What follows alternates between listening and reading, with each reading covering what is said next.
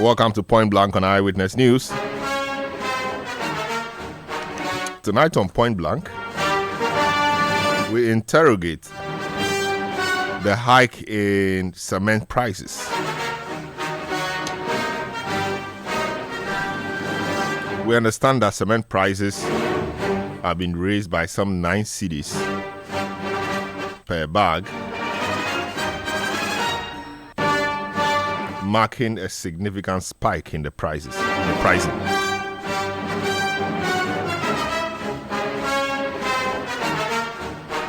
The Minister for Trade, Agribusiness and Industry, Elizabeth Ofosu-Adjari, says her ministry plans to engage cement manufacturers on possible solutions to address the rising cost of cement. Her comments follows reports, indeed, that prices have been increased across the board.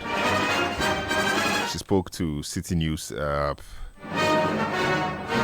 about government's commitment in supporting businesses whilst ensuring consumer protection.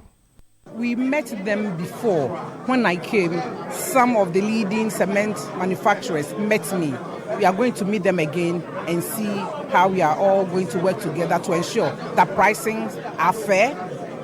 We want to know what goes into their pricing for us to understand. Once we know what goes into their pricing, it will be fair, transparent, and then consumers and manufacturers will be great. And consumers and manufacturers will understand themselves and will accept it so long as the pricing are fair. If we don't know what goes into their price, we can't just wake up one day and then they will increase their prices. We want companies to thrive. We want consumers also to be protected. And it's our mandate to make sure that all these things happen nice.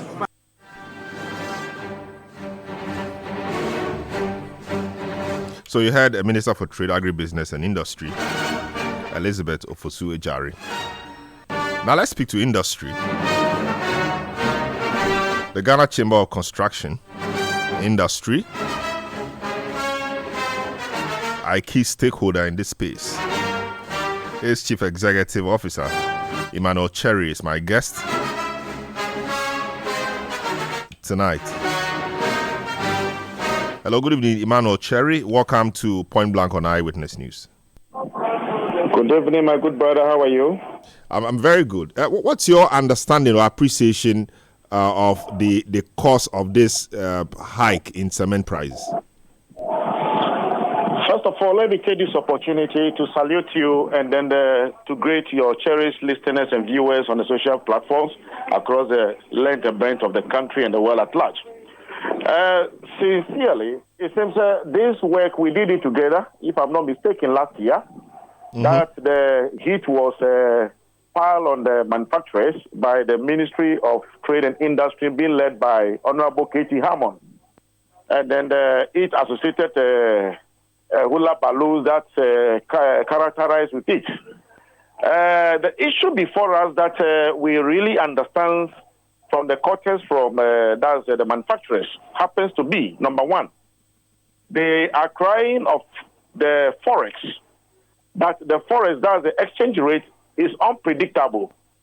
So as a business community, at times it's becoming difficult for them to forecast, to know that, okay, if I should go for this particular product for this period, if I come, the CD to the dollar or the CD to pounds or euro may be this. So therefore they know. But in this case, you go to your financial market to borrow money against a product that you are bringing to the country. Surprisingly, by the time the goods has arrived at the port, clearing becomes a challenge as a result of what? Freight. And then in the other leg, as I keep saying, I started saying about the forex, you go to change money to clear your goods, the amount of money that you budgeted for is no longer the same amount. So you need to look for money to top it up. So all the time it keeps fluctuating their profit, their capital in terms of business execution. So that is their number one challenge. The second one is about the petroleum products. You know, they use a lot of petroleum products so much in the processing of their products, especially grinding and what have you. They use a lot, as well as utility services as well.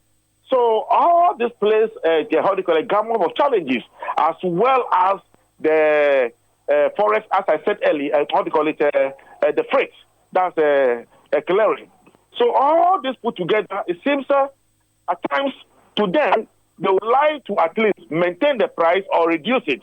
But at the end of manufacturing, they cease to see that no, if they should maintain the same price, they may run a loss. And if they run a loss to another wahala.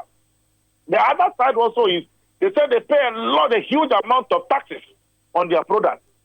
So these are some of the challenges that they lump together and presented to the ministry. But the ministry then being led then by the Minister for Trade, Honorable Katie Hamo, wasn't ready and prepared to listen to their concern. All he said he wants to do is to control price.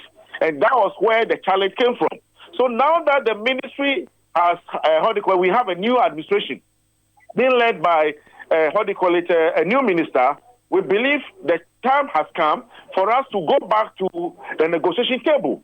Let's have a broader stakeholder engagement, understand the issues one after the other. Let's see the bottlenecks. What exactly, do they have a clear case?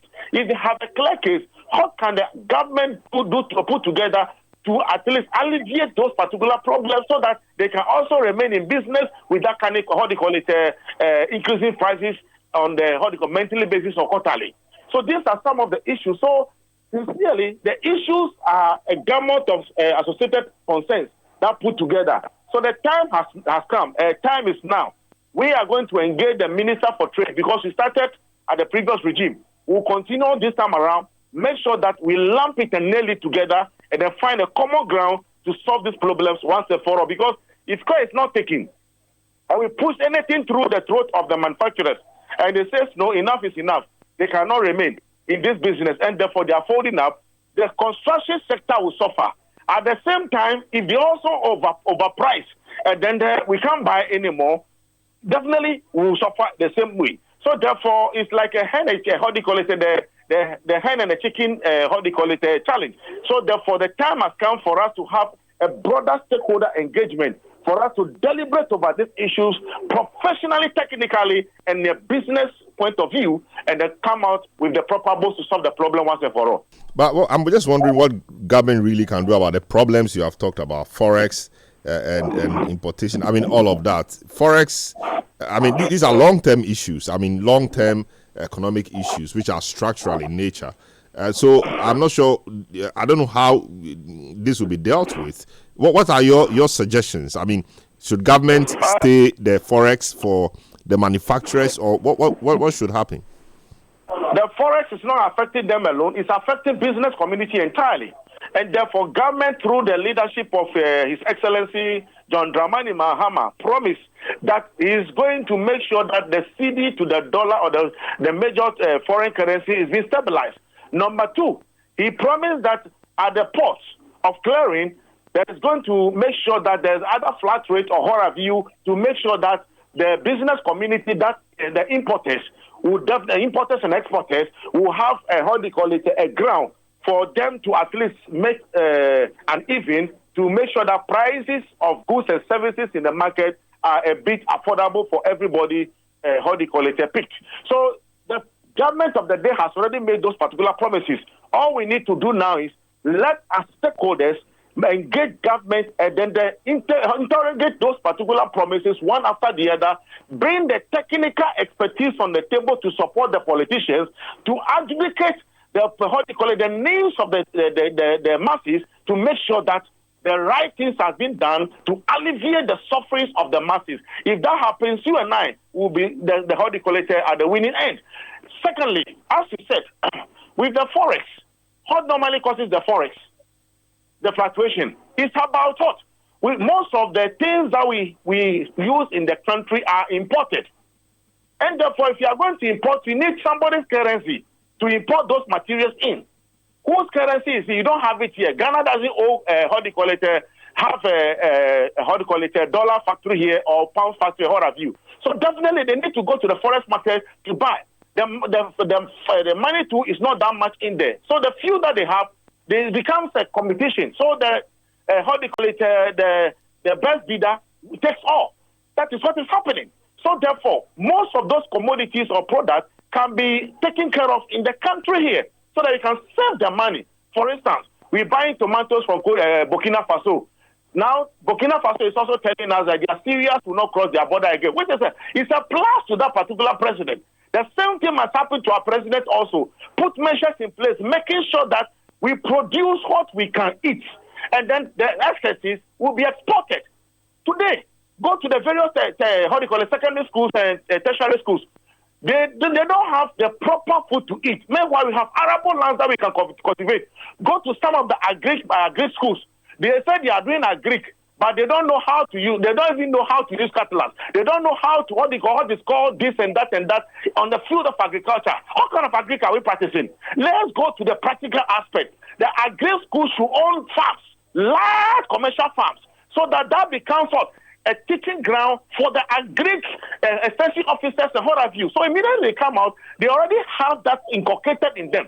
All these things, as the secondary school, they can also have their gardens, secondary school farms, and thereabout as a practical ground for them to at least cultivate what they believe they need here. So this school can cultivate yam, another one maize, another one rice, another one tomatoes, what have you. And then they do a barter trade. They exchange among themselves. They have fresh food to eat, to their satisfaction to study, and come out with best ideas. Today, what are we doing? We are creating jobs in somebody's country and leaving our people poorer. At the end of the day, we say that youth don't have jobs. The jobs are here, we can create them depending upon leadership styles and skills. I see. So, of course, we tried solving this sometime last year with the LI and the Honorable Katie Amon and all of that. Is it your thinking that we need to revisit that conversation and reintroduce the LI? You see, the introduction of the LI is not going to solve the problem. It's not going to solve the problem because the bottlenecks has not been dealt with, has not been taken care of. So let's identify what is the challenge. You see, underpinning problems. What are those things that is pitching these particular people? Let's listen to them, see what can government put in place to alleviate those challenges. If those things are being taken care of, you don't need the ally. They themselves, the prices becomes a competition amongst them because they know that, okay, now the forest has been stabilized. Clinker, how do you call it, the importation of clinker, fumigation levy has been taken off. Just imagine, clinker, imposing fumigation levy on clinker. Does it make sense? You see, what kind of country are we? We are taking fumigation levy on clinker. Aye, it's unheard of. So all these things need to be taken care of. The minister must listen to the take it to cabinet and come up with certain measures before you can say, okay, now that I've been able to put A, B, C, D in place, now this law or this legislation or regulation is also going to apply accordingly. And then they themselves will call for it. But until you solve their problem, bringing this will not solve the problem anyway. How about beginning to look at local alternatives? I mean, because clinker and all of those things are imported. And one of the problems they say are port tariffs, forex, imported materials, and you've introduced the petroleum angle and all of that. You know, the importation of the key ingredients or key elements for the manufacture of cement is clinker. We don't have clinker in Ghana. It has to be imported. So that one, there's not much you can do about it. You necessarily will have to import. And talking about taking off some of the tariffs and taxes at the port, everybody, every sector is desirous of having taxes scrapped from their produce. How then would the state make money if everybody wants taxes taken off? The cement sector is no exception. You see, we're talking of governance here. Proper administrations and adjudications of policy. In the case of what the concerns that you just laid on the table as business community, their concern is to bring in products that they believe that the masses need to survive on. Okay. In this case, if they bring and then the prices are stabilized and affordable, you see that if it's 1 cedi profit margin they are making, they'll keep going and coming. But they bring 20-footer container. Now, because of the clearing which has become a daunting challenge to them, what happened? They suffer borrowed money with high interest, clear the goods. So immediately the goods is cleared, they are coming to slap all those differentials upon the product and they sell it out. So product that's supposed to take within some few days to sell and then go for another one is being locked up in the various shelves, and then as a result of what, a time will come, you see that expiring date has catch up with them and what have you. So the business community are suffering.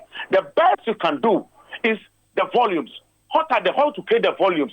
They pay a letter, they go, they finish, sell it very fast, they go, bring. So every day you keep seeing, if it's one CD, you keep seeing one CD every week or every day and thereabout. But here in the case, you are slapping 10 CDs on them, they go, stock the items, is not going. 1 month, 2 months, 3 months, 6 months, the item is still not going. It will take them almost 1 year for them to go back and then bring another 20-footer container.